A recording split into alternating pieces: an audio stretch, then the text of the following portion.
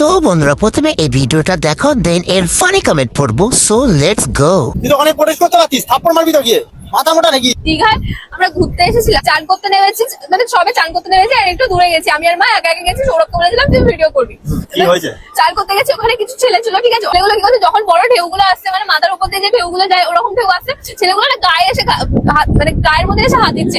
প্রথমে আমি বুঝতে পারিনি, তারপরে পরে আমি কিছু মানে কয়েক সেকেন্ড পরে আমি বুঝতে পারলাম ওটা মা নয়, ওটা অন্য কেউ। তো চান করতে গেছিলাম, ওরকম ছেলেগুলো গায়ে হাত দিচ্ছিল। তুই আমাকে বলেছিস তখন? তো আমি কি করে বলবো, চোখে জল ঢুকে গেছে ছেলেগুলো, আমি কি করে জানবো? চোখে জল ঢুকে গেছিল, আমি জল খেয়ে নিয়েছিলাম। তখন তো এসেই বলবি যে ওই ছেলেগুলো হাত দিচ্ছে। আমি তো কাছে ছিলাম। বলছিলাম লোকে দেখাচ্ছো কোথায়? আরে আমি কি করে দেখাবো? তোমরা কি পাগল আছো নাকি? তখন কেন বলিসনি? তখন আমি বলতে পারবো, আমি কি করে বলবো? আমি প্রথমে বুঝতেই পারিনি। দেখ चलिए शुरू करते हैं। জাতি বাতিল নাকি? যেও আবার জলে, ওরা আমারও আসবে। এরকম দুঃখজনক ভিডিওতে ড্রেস লিঙ্ক কে দেয় ভাই?